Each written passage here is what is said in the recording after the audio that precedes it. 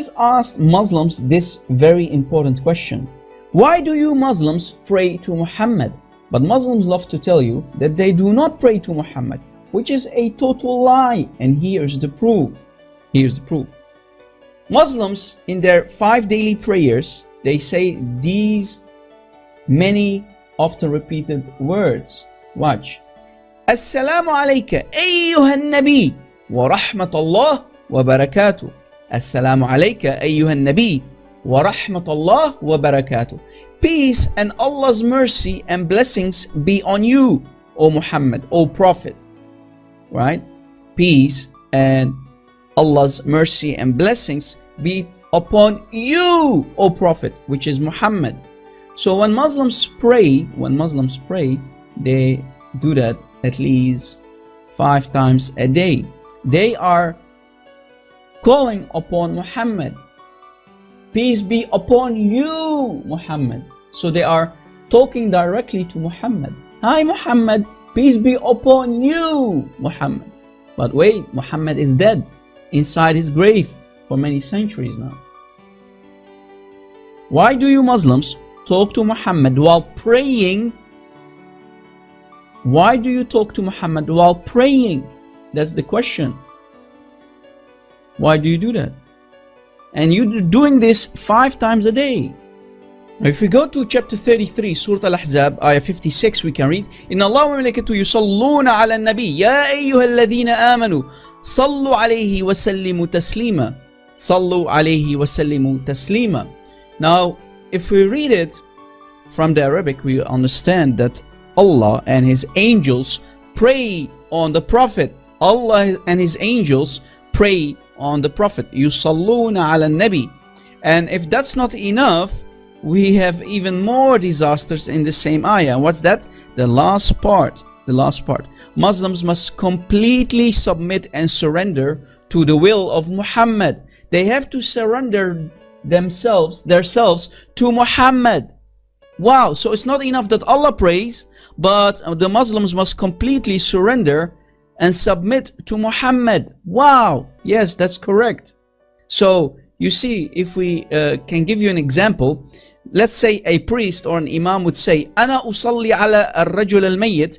Ana usalli ala al-rajul al-mayyit. It means the following: I am praying on the dead man. Ana usalli ala al-rajul al-mayyit. I am praying on the dead man. So it's praying. Usalli, yusalluna. It means praying and praying only, right? It means praying and praying only. So Allah, for sure, Allah and His angels for sure pray on the Prophet. Allah is praying. To who does Allah pray when He prays? That's the $1 million question. And if we go to Tafsir Ibn Kathir for chapter 33, ayah 56, we can read Tafsir Al-Quran Al-Azim, Ibn Kathir. So the tafsir, the commentary by Ibn Kathir for this ayah, and we go down, we can read the following. An Ibn Abbas, the cousin of Muhammad, from Ibn Abbas we can read that the Bani Israel, they've asked Musa, and that's what they asked him, Hal yusalli rabbuk? Hal yusalli rabbuk? Does your Lord pray, O Moses? Does your Lord pray? Does Allah, your Lord, Allah, the Islamic Allah, pray? Then Allah asked him to come to him. Ya Musa, sa'aluk. So Moses, they asked you, Hal yusalli rabbuk? Did they asked you, does your Lord pray? Faqul na'am. So Allah answers to Moses, Faqul na'am. Say to them, yes. Faqul na'am. Confirm it that I, Allah, do pray. And Allah, He continues saying, Ana usalli. Ana usalli, and the angels pray too. So Allah is praying.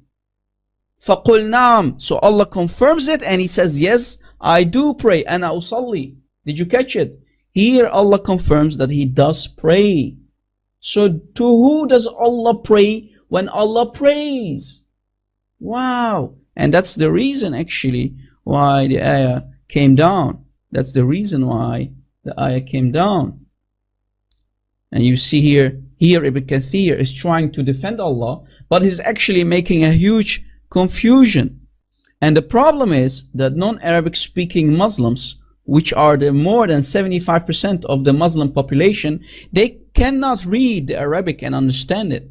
So they are dependent on false translations by Ibn Kathir. The false translation of Ibn Kathir that does not contain this hidden message from the mouth of Ibn Abbas, confirming that Allah actually does pray. فَقُلْ نَعْمْ أَنَا أُصَلِّي. Allah is telling to Moses, yes, say to them, I am praying. I am praying. I pray. I pray. Allah is saying, I pray. Yes. Say to them, yes, I, Allah, pray. So this is the correct translation that we had to provide for you, because you won't find this English translation on, let's say, QuranX.com for Ibn Kathir. Muslims left this part out to basically hide this from Muslims who do not know Arabic, because it will cause mass confusion. And many Muslims who do not know Arabic, when they read this in Ibn Kathir, they will get doubt in their hearts about Islam.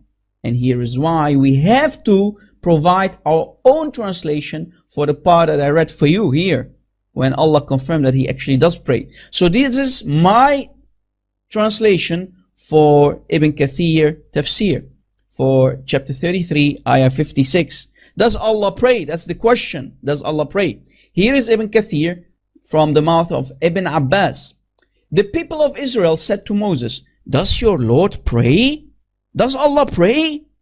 His Lord, Allah, called him Moses. So Allah called Moses, saying, O Moses, they asked you if your Lord prays. Say to them, yes, I do pray. Allah is confirming. Yes, I do pray. And my angels pray upon my prophets and my messengers. And Allah then sent down on His messenger, Allah and His angels pray. Allah and His angels pray. Did you catch it? So Allah does confirm that He is praying. Allah prays.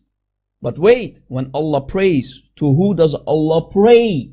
That's the $1 million question. So do you see how they hide this part from the mouth of Ibn Abbas, from the English translation that you won't find on any translated work of Ibn Kathir? So we Christians have to cross that red line that Muslims don't dare to cross, especially those non-Arabic speaking Muslims, which are more than 75% of the Muslim Ummah, the Muslim nation on this planet. So do you see how Allah prays? Allah confirms it, right? Allah confirms it. فَقُلْ نَعْمْ فَقُلْ نَعْمْ. Allah is confirming, yes, I do pray. Say to them, yes, I do pray. Did you catch it? Wow! So to who does Allah pray when Allah prays? Please, I demand an answer, Muslims. And the last part, وَسَلِّمُ تَسْلِيمًا, means actually the following. If we use an example here in Google Translate, you can see what it actually means. Surrender yourself to the enemy. تُسَلِّمْ نَفْسَكَ لِلْعَدُوِ. تُسَلِّمْ نَفْسَكَ لِلْعَدُوِ. So you have to surrender yourself to the enemy. And if we add 1 plus 1, we can read in chapter 33, ayah 56, وَسَلِّمُ تَسْلِيمًا. It means actually and submit and surrender yourselves to Muhammad. So it's not enough that Allah prays and the angels pray on Muhammad and all the Muslims must pray on Muhammad. If that's not enough, you have to submit and surrender yourselves as Muslims to Muhammad. You have to submit and surrender yourselves to Muhammad. Tusallim, surrender or submit. Did you catch it? وَسَلِّمُ تُسَلِّمْ وَسَلِّمُ تَسْلِيمًا تَسْلِيمًا تُسَلِّمْ, surrender or submit. So do you see, as a Muslims, you're actually the slave of Muhammad. You're not only the slave of Allah, you're also the slave of Muhammad. Did you catch it? So all the Muslims must pray on Muhammad and you have to surrender and submit to Muhammad. Wow, and that's not paganism. That's not a worship of a man who died 1400 years ago. Wow. Muslims, wake up, man. Wake up. And here's another example. Watch. As you see, tusallim means surrender, submission to the will of Muhammad. Tusallim. as we showed you, to sallim.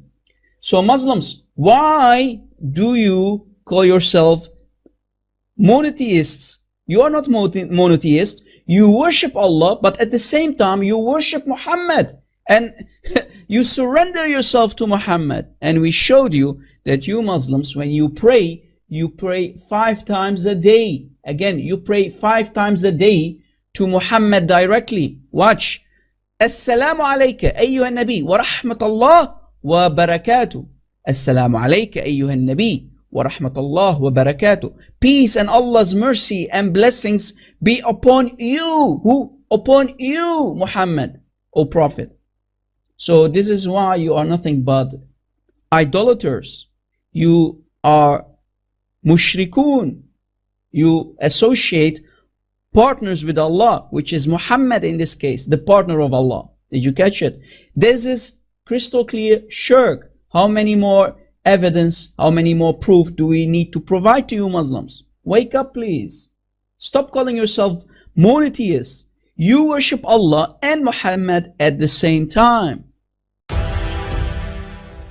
Please share our videos on social media. Let my videos go viral, because till today Muslims think that they are monotheists, but on the other hand, in reality they are nothing but pagans. They are not monotheists. They actually worship Muhammad, and they have to pray on him, they have to pray to him, and they have to completely surrender themselves to the will of Muhammad. If that is not idolatry, if that is not paganism, associating Muhammad as a partner with Allah, then I do not know the meaning of paganism and idolatry. Thanks for watching, and God bless.